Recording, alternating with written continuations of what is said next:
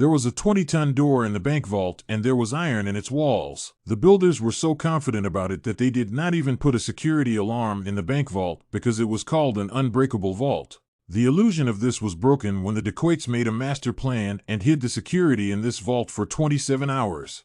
What was the master plan of Nazarene and why is it considered the biggest bank robbery in history?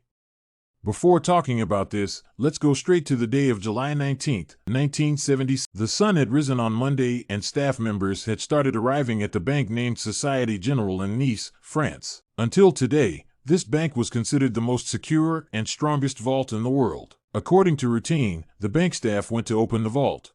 It was a very heavy door with a very complicated lock. They put a lock combination, but the door did not open. It is important to know that this door had already caused problems many times because it weighed about 20 tons, so it often got stuck. The bank staff felt that it was stuck as usual, so they contacted the company that made the vault. After half an hour, the company's experts came to the bank and started trying to open the door. But the surprising thing was that this time the door was not opening even from the company's experts. They tried many times, but this door was not ready to open in any way. The matter was getting serious now because there was a line of customers and it was now a question of the bank's reputation. Finally, after 3 hours, they decided to drill into the wall of the vault and see what was stuck in the door. There were no signs of forced entry on the door of the vault and no signs of any kind were found on all 4 walls. After drilling through the heavy-duty drill machine, when they went inside, they saw that someone had welded the door of the vault from inside and closed it. It was very difficult to believe this scene because there was only one way to enter the vault. There was no light in it and no window. That is, it was impossible to enter the vault. Now, seeing this, everyone had realized that something was definitely abnormal here. They ordered machinery and decided to break the wall of the vault and go inside. This work was very time-consuming because these walls were much thicker than normal walls and there was iron between them. Anyway, after many hours of hard work, there was a hole so deep that a person could go inside it. And when he was seen inside, this scene was unbelievable. The bank vault was looted. Some lockers were broken and some were open. And the most interesting thing was that these famous words were written on the wall of the vault with spray paint, whose English translation is without arms, without hate, and without violence. Now the bank staff realized that they had seen a tunnel in the ground of the vault. Now the police had to do the rest of the work, which had reached that time. The robber broke 400 safe boxes out of 4,000, including the money and gold blocks in the vault, took valuables from inside, and fled. The tunnel he had dug was leading to the city's largest underground sewerage line. There, the police got a lot of evidence, including tools and 27 gas cylinders, with the help of which the robbers had used a welding torch.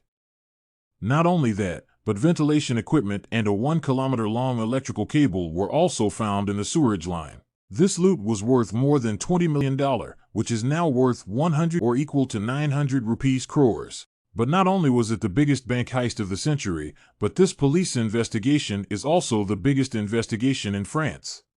The bank's reputation was badly damaged, but it was a shame for the French police as well. For the next few months, the police searched every nook and cranny, caught the people around them, interrogated the bank staff, but could not find any trace of the robbers. Then, 3 months later, in October 1976, the police got a big lead. A member of the group of robbers had been caught on the tip of his own girlfriend. At first, he didn't believe it, but when the police checked his health, he burst out and took the whole gang's name. The surprising thing for the police was that this gang used to be famous for petty thefts. The fact that they had done such a big bank heist was not being digested. The mastermind of this plan was actually someone else. During the interrogation, the gang members gave the police the name of a person who, according to them, was the mastermind of the robbery. This Albert Spaghieri was actually a photographer. When the police arrested him, he didn't look like a criminal from anywhere. Simple dressing, simple lifestyle, and living in a normal house on the outskirts of the city. When his neighbors found out, everyone said that Albert was a simple photographer who always kept his work to himself. But what the police were thinking about Albert Spaghieri was completely different from that.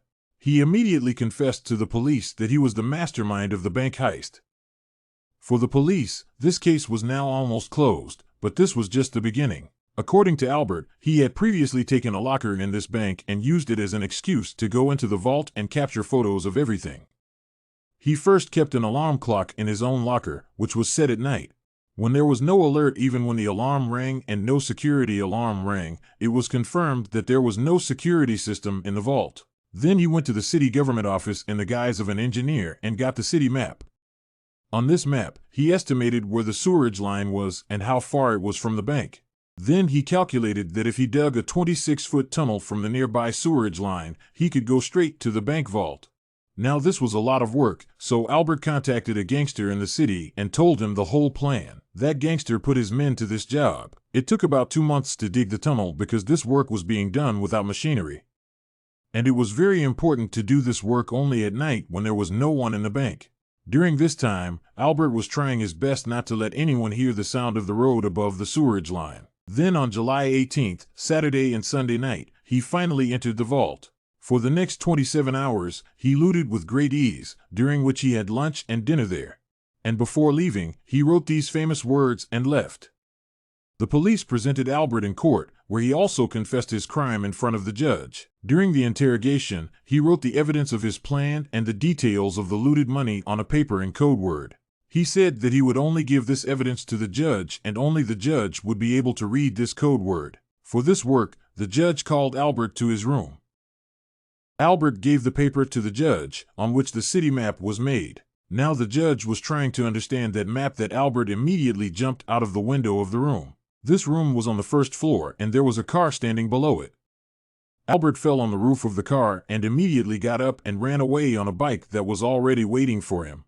Despite the police's efforts, he could not be caught. Many years later, his interview was broadcast on a TV show in Italy, in which he said that he was very fond of treasures from the age of 12. And I completed this hobby with this heist. It was felt that through this interview, he was bothering the French police. After that, where did Albert go? This mystery has not been solved yet. In 1989, Albert Spazzari died. His mother said that someone had kept Albert's dead body outside his house.